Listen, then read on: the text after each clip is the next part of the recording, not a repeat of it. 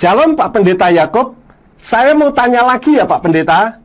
Apakah benar kalau orang Yahudi itu tidak bisa membunyikan rangkaian huruf Yod He Waw He yang jika ditransliterasi menjadi YHWH Pak Pendeta? Terima kasih Pak Ngamput untuk pertanyaannya. Saya ajak Pak Ngamput untuk berpikir sejenak. Orang Yahudi itu kebanyakan sebagai ilmuwan, seperti penemu bohlam lampu, penemu pesawat terbang, penemu rekayasa ilmu kedokteran, khususnya yang baru-baru ini terjadi yaitu menemukan kornea mata buatan dan sebagainya. Sekarang coba Pak Ngamput pikir, masuk akalkah jika mereka sebagai ilmuwan tetapi untuk membaca rangkaian huruf Ibrani YHWH saja tidak mengerti? Masuk akalkah menurut Pak Ngamput? Tentu tidak masuk akal Pak Pendeta. Tetapi kenapa orang-orang itu mengatakan kalau orang Yahudi tidak bisa membaca huruf YHWH ya Pak Pendeta? Sebenarnya orang Yahudi setiap kali menemukan rangkaian huruf Ibrani Yod He Waw He, mereka mengganti Hashem yang berarti nama itu dan Adonai yang berarti Tuanku, bukan berarti mereka tidak bisa membaca rangkaian huruf Yod He Waw He Pak Ngamput.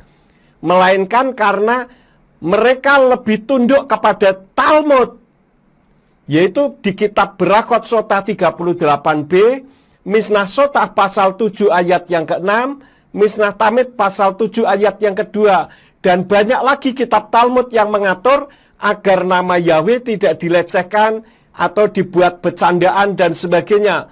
Maka diperintahkan agar mengganti menjadi Hashem atau nama itu dan Adonai atau Tuanku. Saat mereka menyebut Hashem atau Adonai, hurufnya ya YHWH. Padahal Adonai itu punya huruf Ibrani sendiri yaitu ADNY, Alef, Dalet, Nun, Yod.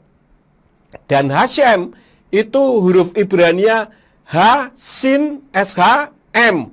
Karena rangkaian huruf Ibraninya He, Sin, dan Mem akhir. Dan tidak ada Tuhan bernama Hashem atau Adonai. Karena Hashem dan Adonai itu sebutan, sedangkan Yahweh itu nama diri Pak Ngamput. Orang Yahudi mulai tidak menyebut nama Yahweh itu sejak mereka pulang dari pembuangan di Babel, karena mereka merasa tidak layak untuk menyebut nama kudus itu. Mengingat di Babel mereka menyembah berhala, tetapi Tuhan mengasihi mereka dengan memulangkan mereka ke tanah kelahirannya melalui Raja Kores, yang justru orang yang tidak beriman kepada Yahweh. Jadi mereka merasa tidak layak untuk memanggil Yahweh dengan namanya.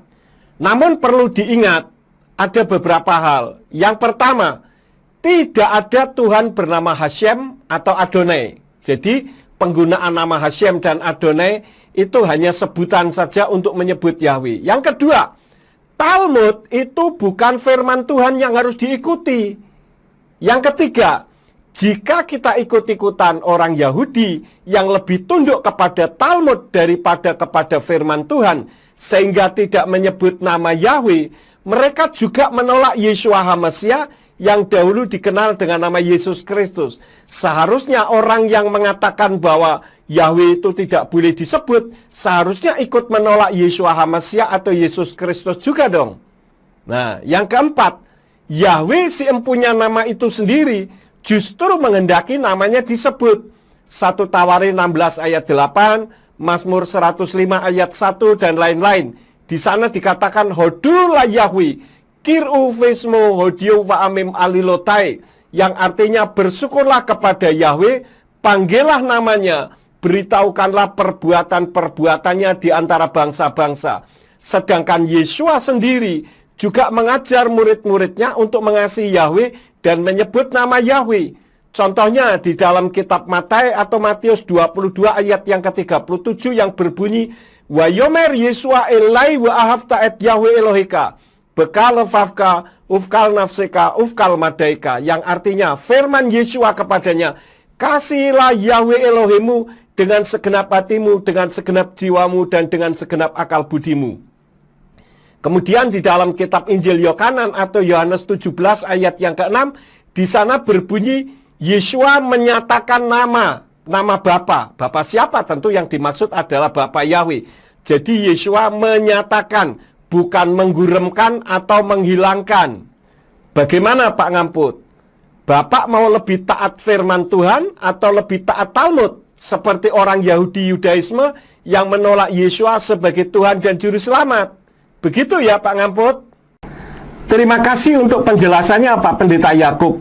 Tentu saya akan lebih taat kepada firman Pak Pendeta. Sekarang saya sudah lebih jelas lagi Pak Pendeta. Sekali lagi terima kasih dan Bapak Yahweh memberkati Pak Pendeta dan keluarga. Amin. Terima kasih Pak Ngamput. Selamat beraktivitas dan sukses selalu ya Bapak Yahweh di dalam nama Yeshua HaMashiach Beruah HaKodes memberkati Pak Ngamput dan keluarga. Amin.